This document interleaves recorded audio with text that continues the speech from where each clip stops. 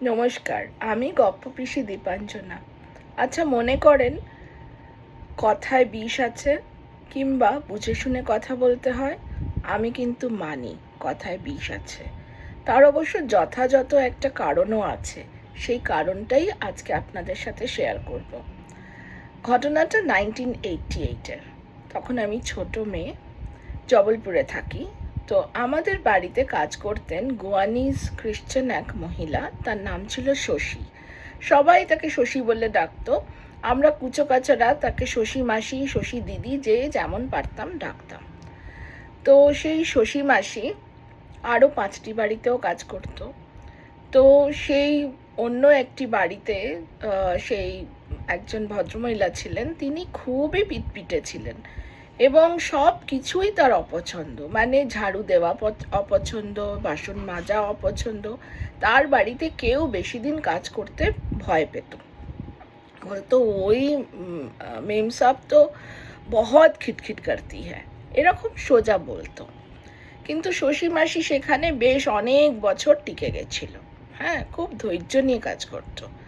তো কোনো কারণে একদিন হয়তো ঠিক শরীরটা বইছিল না, বা যে কোনো কারণ, মানুষ তো মেশিন নয় বলুন, তার তো মন আছে, শরীর আছে, অনেক কিছুই আছে।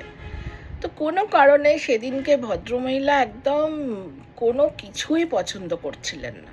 যাই করছে তাতেই খুঁতবার করছে আর ভীষণ বকাবকি করছে।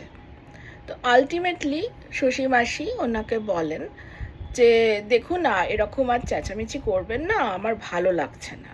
এই যে মুখের ওপরে কথাটা বলা, এতদিন কিন্তু সে চুপচাপ থাকতো, একটাও মুখে কথা বলতো না। কিন্তু এই যে মুখের ওপরে বলল যে আবি আজ চুপ হো যাইয়ে না, আচ্ছা নেই লাগ রা হ্যায়, এই যে বললো, কি তোমার এত সাহস, তুমি আমার মুখের ওপরে কথা বলো? এই বলে ভদ্রমহিলা তো সে মানে তুল কালাম করে চেঁচামেচি করলেন। চেঁচামেচি করাতে শশী মাসি তখন বললেন কি ঠিক আছে, আপ বহুত চিল্লাতি হ্যাঁ, মত চিল্লাইয়ে, এরম করে বলেছে। তো এই যে বলাটা, উনি প্রচণ্ড অপমানিত বোধ করেছেন যে কাজ করতে এসে আমার মুখের ওপরে কথা বলা। তখন বলে কি দেখো, তুমি আমাকে এত অপমান করলে তো আমি তোমাকে অভিশাপ দিলাম, তুমি সর্বশান্ত হবে।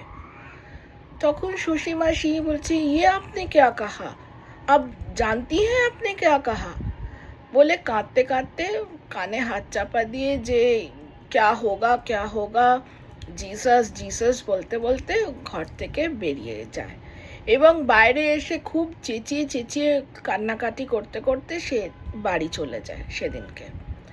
এর পরের 1 বছরের মধ্যের ঘটনা আপনাদের সাথে বলি কি হলো।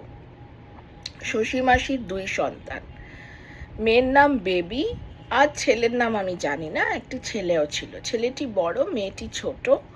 এবং মেয়ে ছিল একদম চোখের মণি, খুব 1-2বার সঙ্গে করে এনেছিল।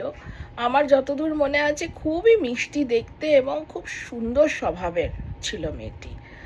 তো যেই সময় এই ঘটনাটা, মানে 1988-এর ঘটনা বলছি, তখন মেয়েটার বয়স 19 বা 20 এরকম হবে। তো সবে বছর 1.5 হয়েছে, বিয়ে হয়েছে। তার কোলে তখন 3 মাসের ছোট্ট বেবি একটা, মানে বাচ্চা মেয়ে। তো শশী মাসির মেয়ে বেবি, সে নিজের বাচ্চার জন্যে দুধ গরম করছিল, এমন সময় স্টোভ বাস্ট করে এবং পুরো বার্ন হয়ে যায়। সে 95% বার্ন নিয়ে সে ওইতে ভর্তি হয় হসপিটালে, কিন্তু উইদিন 3 days সে মারা যায় কোলে 3 মাসের বাচ্চা রেখে। এদিকে তার স্বামী, মানে শশী মাসির যে জামাই, স্ত্রী ওইভাবে মানে বিভৎসভাবে মারা যেতে সে কেমন পাগলাটে পাগলাটে হয়ে যায়। সে ঘরে ফিরতো না, ঘুরে ঘুরে বেড়াতো, শুধু মদ খেত, রাস্তার ধারে পড়ে থাকতো, আর কিছুতেই তাকে ঘরে রাখা যেত না। তো তার বাচ্চাকে কে আর দেখবে, শশী মাসি তখন মানুষ করছিল নাতনিকে। তো এইরকম করতে করতে উইদিন 1 month সেই শশী মাসির জামাই ট্রাকের তলায় পড়ে মারা যায়, ইনস্ট্যান্ট ডেথ। তো মানে বাচ্চা মেয়েটি উইদিন 1 মাস তার বাবা এবং মা দুজনকেই বিভৎসভাবে হারায়। তো শশী মাসির অবস্থা তো বুঝতেই পাচ্ছেন, সে তখন মানে পেটের দায় কাজও ছাড়তে পারছে না, তার স্বামীও বয়স হয়েছে, স্বামীও যেই কাজটা করতো সেই কাজটা আর বিশেষ করতে পারছে না, তারও মন টন ভেঙে গেছে।